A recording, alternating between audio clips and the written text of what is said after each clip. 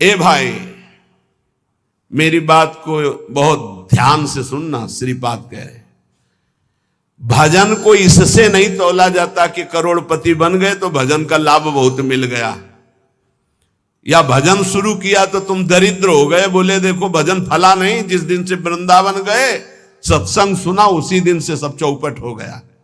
दोनों बातें समझना। महारंकत्वे वा परम विभवे सिंगे पे है। अगर रसिकों के संग का रंग चढ़ेगा तभी इस मार्ग में चल सकते हो, नहीं तो फिसलन ही फिसलन है। महारंकत्व हो सकता है जिस दिन से भजन शुरू करो उस दिन से शुरू हो जाए तुम्हारा पाप का संयोग जो पूर्व जमा हुआ है, क्योंकि नष्ट होकर अब तुम्हें भगवत प्राप्ति करानी है।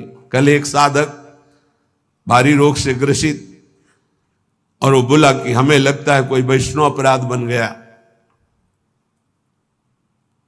क्यों? नहीं, ये शरीर में। अरे बावरेपन में हम कह रहे शरीर रोग से ग्रसित है तो बुद्धि को तो स्वस्थ रख ले। बुद्धि रोगी हो गई तो शरीर स्वस्थ होने पर भी महान नरक जैसा उसको दिन और रात व्यतीत होता है, नारकी भोगों का चिंतन करते हुए।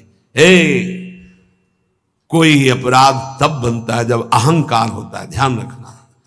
और तुम जो सब शरणागत हो, रोज ऐसा मंजना लगता है कि तुम्हारे अहंकार चढ़ पाएगा। रोज बर्तन मांजा जाए तो चाहे जितना गंदा हो एक दिन चमकने लगता है। ये सत्संग भाग भर मत जाना, पक्का समझना। जितने बैठे हो अनुभव कर लेना, जहां कमजोरी है यही लगेगा सिर्फ मेरे लिए बोला जा रहा है। और सत्य मानना, ये सत्संग है, ये सार्वजनिक भगवदानंद के लिए किसी व्यक्ति का लक्ष्य करके नहीं, सार्वजनिक सार्वभौम सत्संग होता है। शरीर का रोगों से ग्रसित हो जाना या कोई विपत्ति आ जाना ये हमारे पूर्व अपराध का है, पूर्व पाप का है। वर्तमान में यदि वैष्णव अपराध होगा तो शारीरिक दंड नहीं मानसिक दंड होगा। क्या? आपका भजन रोक दिया जाएगा।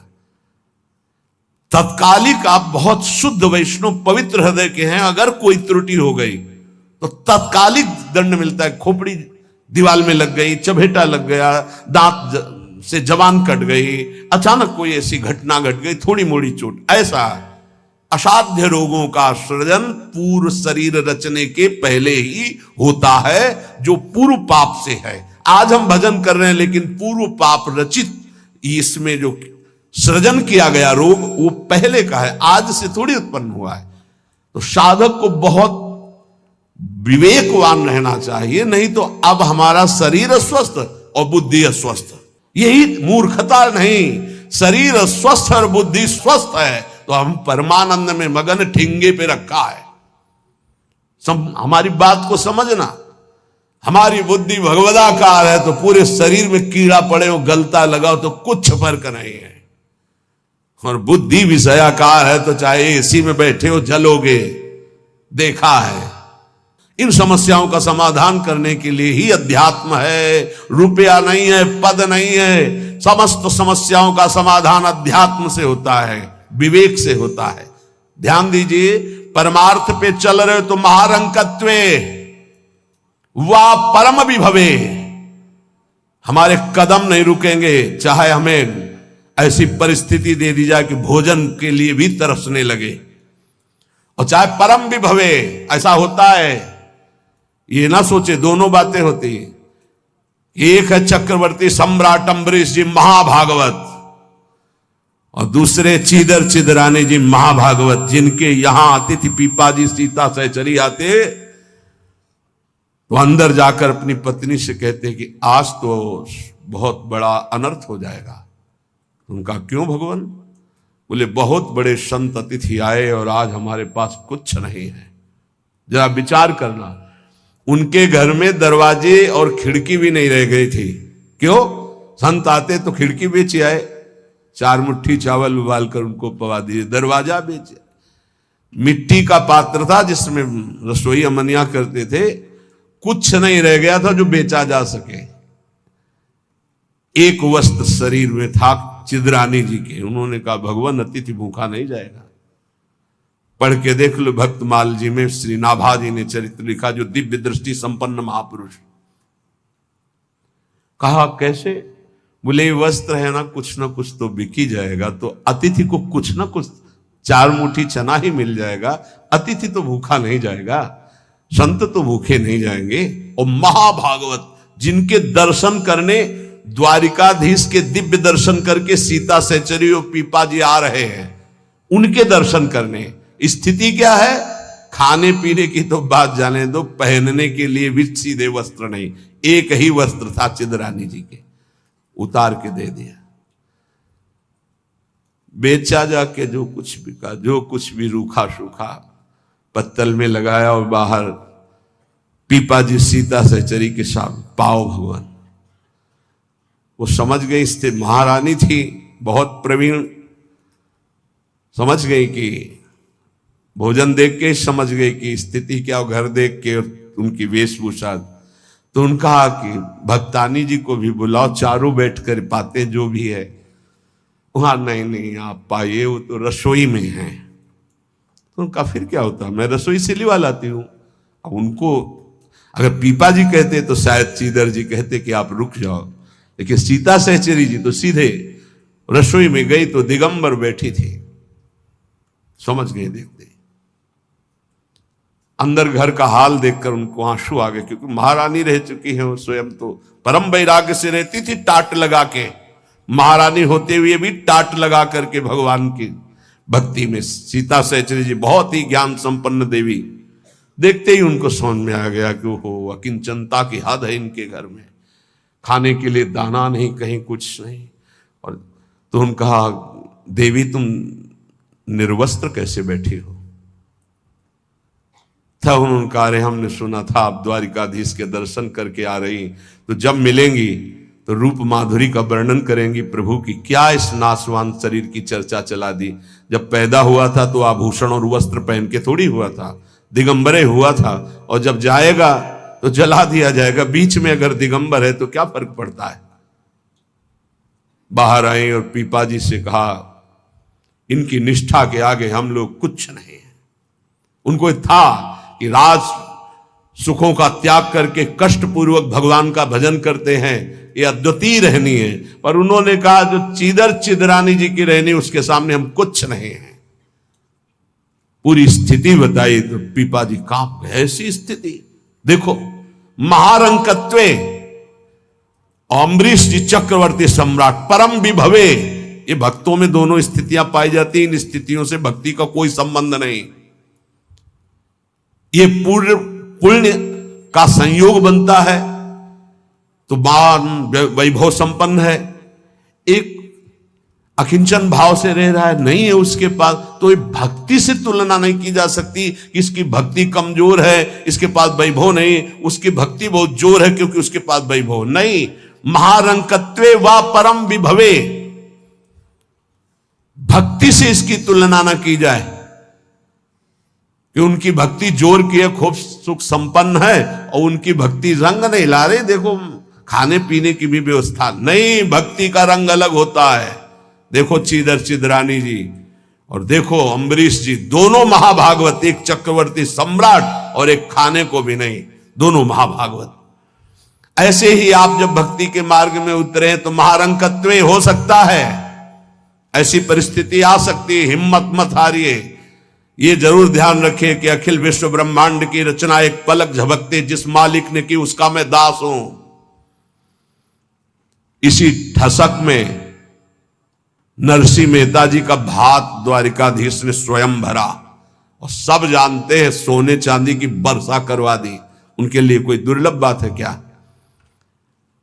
वाह बहुतरे सुखे व दुखे, भक्ति मार्ग में चल रहे तो हो सकता है सुख विधान चालू हो जाए, हो सकता है दुख विधान चालू हो जाए। ये बीमारी, ये परेशानी, बहुत इसमें हिम्मती चाहिए और सत्संगी चाहिए, तभी आप निकल पाओगे, नहीं तो फिसल जाओगे पक्का। ये मार्ग परम पद का है, 84 लाख योनियों से मुक्त होना खिलवाड़ नहीं है। इस जेल से भागने के लिए कोई भी दरवाजा नहीं, एकमात्र मनुष्य दे, और मनुष्य दे सत्संग के द्वारा इससे निकल सकते हो, अन्यथा कोई उपाय नहीं। साधन को हरि भजन है, कै सत्संग सहाय। सुखे वा दुखे वा, बहुत हिम्मत। भारी से भारी सुख का विधान मिल सकता है, नाम मत छोड़ना, भजन मत छोड़ना कि हमारी पूर्ति हो गई, जो चाह मिल गया, फिर भी फंस जाओगे। और दुखे वा, अरे जब से भजन शुरू किया बड़ा दुख आना शुरू हो गया। नहीं, ये मार्ग की सुख दुख वृत्तियां, इनमें अपने परमार्थ को मत रोक देना, आगे बढ़ो। एक आगे ऐसा स्थान है जो सुख दुख दोनों से परे महान परमानंद स्वरूप है। ये छोटी छोटी वाटिकाएं हैं, कहीं सुख की कहीं दुख की, भ्रमित मत होना। यशस्वी बहुले था अपयशस्वी, हो सकता है तुम्हारा भजन ठीक चल रहा है, यश शुरू हो गया, और या हो सकता है अपयश शुरू हो गया, दोनों बातें, निंदा होने लगी। तो यश होने लगे तो उसमें खुशी नहीं मनानी, और अपयश होने लगे तो दुखी नहीं होना। वैसे अच्छी बात यह है कि अपयश होने लगे तब खुशी होना चाहिए। बड़ी कृपा हरि की, अब कोई प्रणाम करने नहीं आएगा। राधे श्याम जी धर्म मनावे चले जाओ, कोई नहीं देखेगा। जब कबीरदास जी ने देखा कि बहुत यश हो रहा है, तो संतों की युक्तियां होती। काशी की एक वैश्या के पास गए, वैश्या ने देखा कबीरदास जी आए, खड़े हो गए, प्रणाम किया। महाराज पहली प्रार्थना कि आप जल्दी यहां से निकल जाओ। उनका क्यों? अरे बोले, इस गली में खड़े होने का मतलब है कि निंदा होना। आप महान संत हैं, आप यहां खड़े भी होंगे तो आपकी निंदा। हम बोले वही करवाने के लिए आए, हम निंदा करवाने के लिए आए, आप हमारा साथ देंगी? उनका भगवान आप आज्ञा करें, भला मैं नीच आपकी क्या सेवा कर सकती हूं? बोले गले में हाथ डाल के पूरी काशी में घूमना है। बोले महाराज कोई पानी नहीं पूछेगा आपको। बोले यही चाहते हैं। बोले भी जैसी आपकी इच्छा। गंगा जल भरा, थोड़ा रंग वंग डाल के, एक हाथ में गंगा जल की बोतल, दूसरे हाथ में वैश्या। अरे बोले देखो देखो, दूसरे दिन से कबीरदास जी की कुटिया शांत, कोई प्रणाम नमस्कार नहीं। अरे हम जानते थे, कुछ तो कहते हम जानते थे पहले से, असलियत तो यही है। और कुछ कहते यार कुछ तो गड़बड़ है, ऐसे महात्मा तो नहीं है। फिर भी जो कुछ श्रद्धा रखते थे वो इस बात से नहीं गए कि ठीक है अच्छे हैं पर ऐसा कैसे कर सकते हैं, छोड़ो यार। वहां कोई प्रणाम नहीं, बड़े चैन से भजन करने लगे। युक्तियां संतों की होती, पर वो युक्ति सिद्ध ही करे, जीना मुश्किल हो जाएगा अगर हिम्मत नहीं है, भगवत प्राप्त नहीं है। सिद्धों की बात है, उपद्रव न करे कि अब हम भी कुछ थोड़ा ऐसा कर पिट जाओगे। हाँ हाँ, सिद्धों की बात अलग है। फिर राजा को अश्रद्धा हुई तो चमत्कार भी उनके जीवन में था ऐसा कि दिखाया, होश उड़ गए। तो कहा भगवान वो, बोले वो जन साधारण की आंखों में धूल डालने के लिए बहुत एकत्रित हो गए, भजन में बड़ा विघ्न पड़ने लगा। यशस्वी बहुले था अपयशस्वी। देख लो भक्ति का मार्ग, आप खिलवाड़ मत समझो। महारंकत्वे व परम विभवे, मेरे कदम नहीं रुकेंगे, चाहे भिखारी बना के रखो, चाहे चक्रवर्ती राजा बना दो। बहुतरे सुखे वा दुखे वा, भारी सुख दे दो या भारी दुख दे दो, कदम नहीं रुकेंगे आपकी तरफ से। यशस्वी बहुले था अपयशस्वी, चाहे यशस्वी बना दो चाहे निंदा कराने, खूब निंदा कराओ, हमें मार निंदा हो तो भी हमारा मार्ग नहीं रुकेगा। आगे मणुआ लोस्ट्रे, चाहे मणि दे दो और चाहे माटी के घरौंदे पे रखो, हमें कोई फर्क नहीं पड़ता। महलों में रखो चाहे झोपड़ी में वास दो। सुहृदय परम व द्वेष्यति, सब लोग हमें प्यार करें या सब हमसे द्वेष करें, कोई फर्क नहीं पड़ता, हम अपने मार्ग पर चलेंगे। समा दृष्टि नित्यम मम भवति वृंदावन जुषहा, मैं ऐसी सम दृष्टि रख के चलूंगा। हे वृंदावन धाम, मुझे सामर्थ्य प्रदान करो कि मेरे कदम किसी भी स्थिति में लड़खड़ाए नहीं। ये बहुत बड़ी बात है। बिना इस बात के आए बात की बात में नहीं पहुंचा जाता। ये बहुत हिम्मत की बात है। ये शूरवीर का मार्ग है। दुख आवे या सुख, संपत्ति आवे या विपत्ति, यश आवे या अपयश, महलों में रखे चाहे झोपड़ी में, हर स्थिति में हमारी भक्ति में कभी नहीं होने वाली, ये निष्ठा रखे। यहां ऐसी भक्ति बहुत कम है, बहुत कम है। इसीलिए खूब सत्संग सुनो, जितना विश्वास दृढ़ करोगे उतनी भक्ति महान होगी। बिन विश्वास भगति नहीं ते बिन द्रवहि न राम, और राम कृपा बिन सपने जीव न लह विश्राम। हित ध्रुव जो विश्वास है तब ही सुधरे बात, ना तरु माया पंथ में फिरे जो टक्कर खात। और ये स्थिति समत्व की तभी आती जब इष्ट में ममत्व हो जाता है कि अब आपको नहीं छोड़ सकते, चाहे जो कुछ हो जाए प्रभु, चाहे जैसी परिस्थिति हो। संतों की वाणी, इष्ट में अपने सुदृढ़ अनन्यता हो जाना। राधा वल्लभ ध्यान धरोउर, राधा वल्लभ इष्ट हमारे, राधा वल्लभ नाम जपो नित, राधा वल्लभ ही में धारे।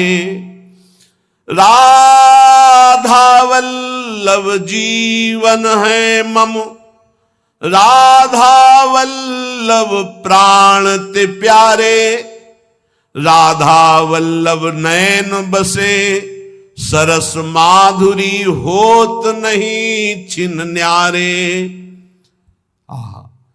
परम संत श्री रसिक सरस माधुरी जी कह रहे हैं, राधा वल्लभ का ही नाम हमारी जिह्वा में और राधा वल्लभ का ध्यान हमारे हृदय में, क्योंकि इष्ट हमारे राधा वल्लभ। राधा वल्लभ का हृदय में ध्यान और मुख में नाम, ये आचार्य चरण भी आदेश करते हैं। सबसो हित निष्काम मति, श्री वृंदावन विश्राम, श्री